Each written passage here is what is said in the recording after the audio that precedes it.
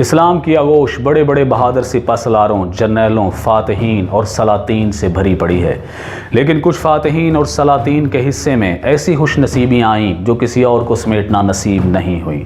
یہ داستان ہے اسلام کے ایک ایسے بہادر بیٹے کی جو نہ صرف ایک بہت بڑا جرنیل مانا جاتا ہے بلکہ اس کے عیسائی دشمن بھی اسے نوبل نائٹ کے نام سے یاد کرتے ہیں، جو نہ تو فوجی بننا چاہتا تھا، نہ جرنیل، نہ بادشاہ، نہ سپہ سالار، نہ خلیفہ، لیکن قدرت نے اسے عظیم مقصد کے لیے چنا اور اس نے مسلمانوں کے لیے لازوال تاریخ رقم کی، مسلمانوں کے علاقوں کو کفار سے آزاد کروایا اور فاتح بیت المقدس ٹھہرا، جس کے باپ نے اسے اس کی پیدائش کے وقت منحوس جانا، کیونکہ اس کی پیدائش ٹھیک اس دن ہوئی تھی جس دن اس کے والد سے اس کا عہدہ چھین لیا گیا تھا، جو عالم بننا چاہتا تھا اور مدرسے میں بچوں کو قرآن و حدیث کی تعلیم دے کر زندگی بسر کرنا چاہتا تھا، لیکن اس کے استاد نے اسے فوج میں شامل ہونے پر قائل کر لیا، جسے مسلمانوں اور کفار نے ہر طرح سے خریدنے کی کوشش کی، کبھی عورت سے، کبھی دولت سے، کبھی اقتدار کے لالچ سے، لیکن وہ کسی بھی طریقے سے خریدا نہ جا سکتا تھا، چونکہ جو لوگ خدا سے اپنی جانوں کا سودا کر لیتے ہیں وہ قابل خرید نہیں رہتے۔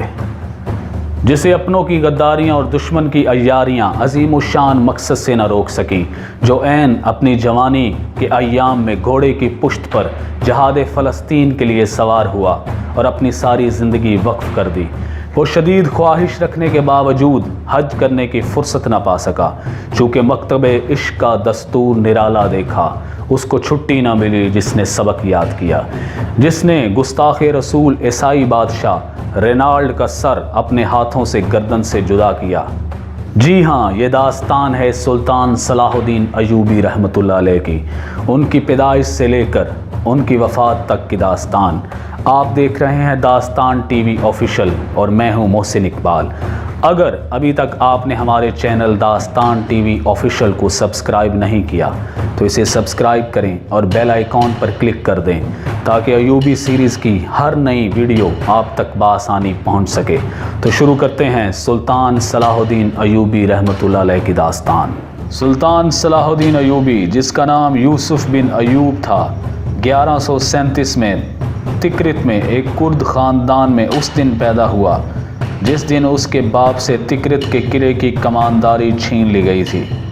صلاح الدین کا والد نجم الدین ایوب عظیم سلجوقی سلطنت کے ایک قلعے تکرت کا کمانڈر تھا۔ یہ وہ دور تھا جب صلیبی فلسطین پر قابض تھے اور اس قبضے کو 38 سال سے زائد گزر چکے تھے۔ ایسے میں پوری دنیا میں ایک ہی غیرت مند جنگجو صلیبیوں اور ان کے مسلمان حواریوں کے خلاف لڑتا نظر آتا تھا، جس کو چین نہیں پڑتا تھا۔ وہ کبھی مشرق تو کبھی مغرب میں لڑتا، کبھی رات اور کبھی دن میں۔ اس غیرت مند جنگجو کا نام سلطان عماد الدین زنگی تھا۔ ہوا کچھ یوں کہ عماد الدین زنگی ایک جنگی مہم پر اپنے علاقے موصل سے نکل کر تکرت کے پاس دشمن سے لڑ رہا تھا کہ اسے ایک لڑائی میں پیچھے ہٹنا پڑا، کیونکہ اس کا لشکر کم اور دشمن زور آور تھا۔ عین ممکن تھا کہ اس کا سارا لشکر مارا جاتا، لیکن اس نے پیچھے ہٹنے کو بہتر خیال کیا۔ تکرت کے قلعے کا کماندار نجم الدین ایوب تھا، جو صلاح الدین کا والد تھا۔ عماد الدین زنگی اپنے سیاسی دشمنوں کے قلعے تکرت پر پہنچا اور کمانڈر نجم الدین ایوب سے مدد اور پناہ کی درخواست کی۔ نجم الدین ایوب نے یہ جانتے ہوئے بھی کہ اس کا سلجوقی بادشاہ عماد الدین زنگی کو سخت ناپسند کرتا ہے، اس کے لشکر کو پناہ دے دی اور قلعے کے پیچھے سے عماد الدین زنگی کے لشکر کو کشتیوں پر سوار کروا کے محفوظ علاقے میں پہنچا دیا۔ عماد الدین زنگی نجم الدین ایوب کی اس مہربانی پر بہت خوش ہوا اور اسے کہا، اگر زندگی میں کبھی موقع ملا تو تمہارے اس احسان کا بدلہ چکاؤں گا۔ جب نجم الدین ایوب کے بادشاہ کو اس مدد کی خبر ملی کہ میرے ہی قلعے کے کماندار نے میرے دشمن کو میرے ہی قلعے میں پناہ دی، تو اس نے نجم الدین کو نوکری سے برخاست کر کے تکرت چھوڑنے کا حکم دیا۔ عین اس وقت جب نجم الدین ایوب اپنی نوکری سے برخاست کیے جانے کا حکم نامہ پڑھ رہا تھا تو اس کے بھائی اسد الدین شیرکو نے اپنے بھائی کو یہ خوشخبری دی کہ اللہ نے تمہیں ایک خوبصورت بیٹے سے نوازا ہے، چلو اس کو دیکھو اور اس کا نام رکھو اور اس کے کان میں اذان دو۔ نجم الدین، جو نوکری چھن جانے پر بہت غصے میں تھا، وہ تل ملا اٹھا اور اپنے بھائی اسد الدین شیرکو سے کہا کہ میرا یہ بیٹا منحوس ہے، میں نہ اس کو دیکھوں گا نہ اس کا نام رکھوں گا، نہ اس کے کان میں اذان دوں گا کہ اس کی پیدائش اس وقت ہوئی جب میرا عہدہ چھین لیا گیا۔ یہ میرے لیے منحوس واقعہ ہوا ہے۔ اس کے بھائی شیر کو نے اسے سمجھانے کی کوشش کی اور صبر کرنے اور اللہ کا شکر ادا کرنے کی تلقین کرتے ہوئے کہا، بچے تو اللہ کی نعمت ہیں، اور ایسے وقت میں اللہ نے تمہیں لڑکا دیا ہے جب ہم مسلمانوں کو لڑنے کے لیے اپنے بیٹوں کی سخت ضرورت ہے۔ لیکن نجم الدین ایوب کا غصہ ٹھنڈا نہ ہوا تو اسد الدین شیر کو نے اپنے بھتیجے کا نام رکھا یوسف اور اس کے کان میں اذان دی۔ صلاح الدین کا والد اب پریشان تھا کہ ہم کہاں جائیں گے۔ اسد الدین شیر کو نے اپنے بھائی کو عماد الدین زنگی کے پاس جانے کا مشورہ دیا، جو اس نے قبول کر لیا، اور یوں ایوبی خاندان اور شیر کو کا خاندان زنگی سلطنت میں عماد الدین کے دربار میں اس حالت میں پہنچا کہ صلاح الدین کچھ دنوں کا بچہ تھا اور اس خاندان کے پاس کوئی عہدہ نہ تھا۔ عماد الدین زنگی نے جب نجم الدین ایوب کی ساری بات سنی کہ کیسے اسے اس کی مدد کی پاداش میں نوکری سے برخاست کر دیا گیا، تو اس غیرت مند جنگجو نے سورہ رحمان کی آیات کو تلاوت کیا، حل جزاء الاحسان الا الاحسان، نیکی کا بدلہ نیکی کے سوا اور کیا ہے، اور نجم الدین ایوب کو اپنی سلطنت میں موجودہ لبنان کے پاس بالبک نامی قلعے کی کمانداری دے دی، اور یوں ایوبی خاندان زنگی خاندان کے لیے سیاسی اور فوجی خدمات سر انجام دینے لگا۔ اسد الدین شیر کو صلاح الدین کے چچا نے زنگی فوج میں شمولیت اختیار کر لی، اور صلاح الدین کا باپ نجم الدین زنگی سلطنت کی سیاست کا ایک اہم کردار بن گیا۔ اب ایوبی خاندان کے لیے سیاست ایک تفریح اور جنگ ایک مشغلہ تھا۔ وقت گزرتا گیا اور بزرگ سلطان عماد الدین زنگی دنیا سے رخصت ہوا، اور اس کے ہونہار اور قابل فخر بیٹے سلطان نور الدین زنگی نے زنگی سلطنت کی بھاگ دوڑ سنبھال لی۔ اسی دوران اسد الدین شیر کو سلطان نور الدین زنگی کا سب سے زیادہ تجربہ کار اور بہترین لڑاکا کمانڈر بن کر ابھرا۔ یوسف بن نجم یعنی سلطان صلاح الدین ایوبی عروس البلاد یعنی دمشق اور موصل میں پلا بڑھا۔ وہ ایک ذہین طالب علم تھا جسے اس وقت کے جدید علوم، ریاضی اور فلکیات پر کمال حاصل تھا۔ وہ دین سے بہت محبت رکھتا تھا اور قرآن و حدیث کا اتنا علم حاصل کر چکا تھا کہ وہ مختلف دینی مسائل پر مضبوط رائے رکھتا تھا۔ اپنی اس قابلیت کی وجہ سے اور کم گو اور معاملہ فہم ہونے کی وجہ سے وہ سلطان نور الدین زنگی کی نگاہ میں قابل قدر مقام حاصل کر چکا تھا۔ وہ اکثر دربار میں حاضر رہتا اور سیاسی معاملات کا بریک بینی سے جائزہ لیتا، اور جب اس سے نور الدین زنگی کی جانب سے رائے طلب کی جاتی تو وہ ایک ماہر کی طرح اپنی رائے علم کی بنیاد پر دیتا، جسے داد دیے بغیر نہ رہا جاتا۔ سلطان نور الدین زنگی انتہائی معاملہ فہم، دور اندیش اور درویش صفت انسان تھا۔ اس کی نگاہ مردم شناس دیکھ رہی تھی کہ یوسف مستقبل میں ایک عظیم الشان کارنامہ سر انجام دے گا۔ اسی بنیاد پر اس نے یوسف سے بار بار زنگی فوج میں شامل ہونے کے لیے کہا، لیکن یوسف ایک عالم بن کر مدرسے میں بچوں کو قرآن و حدیث کی تعلیم دے کر زندگی گزارنا چاہتا تھا۔ جب یوسف نے بار بار فوج میں شامل ہونے کی پیشکش کو رد کیا تو سلطان نور الدین زنگی نے یوسف کے استاد سے درخواست کی کہ وہ یوسف کو فوج میں شامل ہونے پر قائل کرے۔ اس کے استاد نے اسے کہا، جب بار بار سلطان تمہیں فوج میں شامل ہونے کا کہتا ہے تو تم اس پیشکش کو رد کیوں کرتے ہو؟ یوسف نے کہا، میں آپ کی طرح استاد بن کر دین کی خدمت کرنا چاہتا ہوں۔ تو اس کے استاد نے جلال میں آ کر کہا، ہمارے قبلہ اول پر قبضہ ہو چکا، صلیبی ہماری زمینوں پر قابض ہیں، ہمیں ایسے وقت میں بہترین لڑنے والے چاہیے، نہ کہ پڑھانے والے، اور اگر ہمارے پاس اس وقت لڑنے والے ہوتے تو ہماری بہترین لائبریریوں کو نظر آتش نہ کیا جاتا، ہماری مساجد اور مدرسوں کو نہ جلایا جاتا، ہماری عورتوں اور بچوں اور نہتوں کا قتل عام نہ کیا جاتا۔ استاد کا اشارہ قبلہ اول پر قبضے کے وقت صلیبیوں کی جانب سے مسلمانوں کے قتل عام کی طرف تھا۔ استاد کی یہ باتیں یوسف کے دل و دماغ پر اثر کر گئیں اور اس نے زنگی فوج میں شامل ہونے کا ارادہ کر لیا، اور صرف 15 سال کی عمر میں وہ سلطان نور الدین زنگی کی فوج میں شامل ہو گیا، جہاں اس کا چچا اسد الدین شیر کو ایک مضبوط کمانڈر تھا۔ یہ وہ دور تھا جب اس وقت ملت اسلامیہ میں بیک وقت دو خلفاء کی مختلف علاقوں پر حکومت تھی، ایک خلافت عباسیہ اور دوسری فاطمی خلافت۔ فاطمی خلافت کے علاقوں میں شمالی افریقہ، مصر، شام اور مغربی عرب شامل تھا، لیکن وقت کے ساتھ ساتھ فاطمی خلافت صرف مصر تک محدود ہو کر رہ گئی تھی۔ لیکن مصر میں عجیب و غریب حالات تھے۔ وہاں ایک 11 سال کے بچے کو خلیفہ بنا دیا گیا تھا جس کا نام العاضد تھا، جبکہ اصل حکمران وہاں کا وزیر تھا جس کا نام شاور تھا، جو دونوں اطراف کھیل رہا تھا۔ ایک طرف صلیبیوں کے ساتھ ملا ہوا تھا اور دوسری طرف جب صلیبی بادشاہ مصر پر حملہ کرنے آتے تو وہ سلطان نور الدین زنگی سے مدد طلب کرتا۔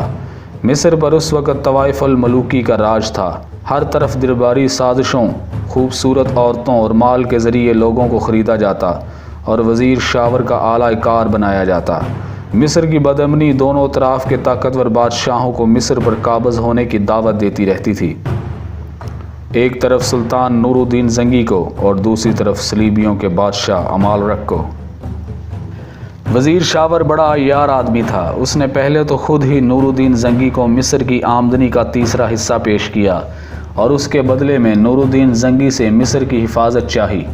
نور الدین نے یہ پیشکش قبول کر لی، لیکن بعد میں وزیر شاور مکر گیا۔ اس کو سزا دینے کے لیے نور الدین نے شیرکوہ کو بھیجا، لیکن اس سے پہلے ہی وزیر صلیبی بادشاہ کو مدد کے لیے بلا چکا تھا۔ شیرکوہ جو کہ ایک چھوٹے سے دستے کے ساتھ آیا تھا، اسے صلیبی بادشاہ نے بلباس میں محصور ہونے پر مجبور کر دیا، لیکن نور الدین زنگی فوراً اپنے کمانڈر شیرکوہ کی مدد کو پہنچا اور یہ معاملہ رفع دفع ہو گیا۔ مصر کے وزیر کی اس مکاری کی سزا دینے کے لیے سلطان نور الدین زنگی نے اپنے بہترین لڑاکا کمانڈر اسد الدین شیرکوہ کو لشکر دے کر مصر پر چڑھائی کرنے کے لیے بھیجا۔ اس دفعہ اسد الدین شیرکوہ کے لشکر میں اس کا بھتیجا یوسف بن ایوب بھی شامل تھا، لیکن مصری وزیر صلیبی بادشاہ کو اپنی مدد کے لیے پہلے ہی خط لکھ چکا تھا۔ جب اسد الدین شیرکوہ مصر پہنچا تو وہ 1 ماہ تک وہاں مناسب حالات کا انتظار کرتا رہا۔ 1 ماہ کے بعد اس نے دریائے نیل کا مغربی کنارہ پار کیا اور صحرا میں دور تک چلا گیا۔ جب صلیبی بادشاہ مصر پہنچا تو صلیبی اور مصری افواج نے صحرا میں شیرکوہ کا تعاقب کیا، لیکن یہ شیرکوہ کی چال تھی۔ اس نے لشکر کا ایک حصہ اپنے بھتیجے صلاح الدین کی کمانڈ میں چھوڑا اور دوسرے حصے کو لے کر جنوب کی طرف ایک لمبا چکر کاٹ کر صلیبیوں اور مصری لشکر کو آ لیا۔ شیرکوہ کی یہ جنگی چال کارگر ثابت ہوئی۔ اسی لڑائی میں صلاح الدین نے اپنے آدھے لشکر کے ساتھ براہ راست صلیبی لشکر اور مصری لشکر کا مقابلہ کیا اور ان کے ساتھ جھڑپوں میں انہیں شکست دی۔ صلیبی اور مصری لشکر شیرکوہ کے لشکر کو دباؤ برداشت نہ کر سکا اور وہ میدان جنگ سے واپس چلے گئے۔ یوں اسد الدین شیرکوہ اس صحرائی لڑائی کا فاتح ٹھہرا۔ صلیبی اور مصری متحدہ لشکر واپس مصر آ گیا، جبکہ شیرکوہ کا لشکر اسکندریہ چلا گیا، جہاں اس کی حمایت یافتہ سردار موجود تھے۔ صلیبی بادشاہ نے صحرا میں ہونے والی شکست کا بدلہ لینے کے لیے اسکندریہ کا محاصرہ کر لیا، جہاں شیرکوہ اور صلاح الدین اپنی فوج کے ساتھ ٹھہرے ہوئے تھے۔ شیرکوہ نے ایک دفعہ پھر اپنی فوج کو 2 حصوں میں تقسیم کیا۔ سکندریہ شہر کی حفاظت کرنے کے لیے صلاح الدین کو اس کے حصے کے لشکر کے ساتھ وہاں چھوڑا اور باقی آدھا لشکر لے کر صلیبیوں اور مصریوں کی محاصرہ کی ہوئی فوج پر حملہ آور ہونے کے لیے سکندریہ کے مضافات میں لڑنے لگا۔ سکندریہ پر شدید بمباری اور خوراک کی قلت کے باوجود صلاح الدین نے شہر کا کامیاب دفاع کیا۔ مہینوں کے محاصرے سے ناکامی کے بعد صلیبی اور مصری لشکر نے شیرکوہ سے معاہدہ کر لیا اور یوں صلیبی فوج واپس بیت المقدس چلی گئی اور مصری فوج مصر آ گئی، جبکہ شیرکوہ کی فوج حلب چلی گئی اور وزیر شاور ایک دفعہ پھر مصر پر راج کرنے لگا۔ تقریباً 2 سال بعد مصری وزیر شاور نے صلیبی بادشاہ سے کیے ہوئے وعدے پورے نہ کیے تو صلیبی بادشاہ پر مصر پر قبضہ کرنے کے لیے صلیبیوں کی طرف سے دباؤ بڑھنے لگا۔ اس نے مصر کو اپنی سلطنت میں شامل کرنے کے لیے فوج کشی کی۔ اس دفعہ خلیفہ آزد نے خود نور الدین زنگی سے مدد کی درخواست کی۔ نور الدین زنگی نے پھر شیر کوہ کو فوج کے ساتھ مصر جانے کا حکم دیا۔ اس دفعہ مصری فوج شیر کوہ کے ساتھ ہم رکاب ہو کر صلیبیوں کے خلاف لڑ رہی تھی۔ جب صلیبی بادشاہ شیر کوہ اور مصری فوج کے مقابل آیا تو اسے احساس ہوا کہ اس کی فوج کی تعداد بہت کم ہے اور شکست یقینی ہے، تو اس نے پسپائی میں ہی عافیت سمجھی۔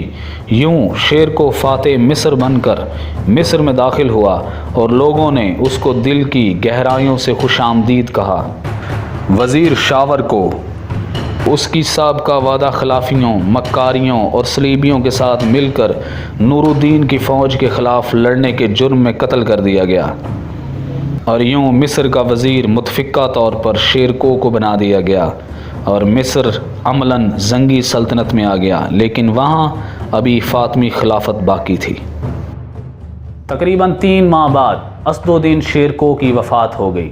اب خلیفہ کو مصر کے لیے ایک نیا وزیر چاہیے تھا۔ مصر کے وزیر کی حالت یہ تھی کہ وہ سیاست سے لے کر فوج کی سپہ سالاری تک ہر طرح کا اقتدار اور اختیارات اپنے ہاتھ میں رکھتا تھا۔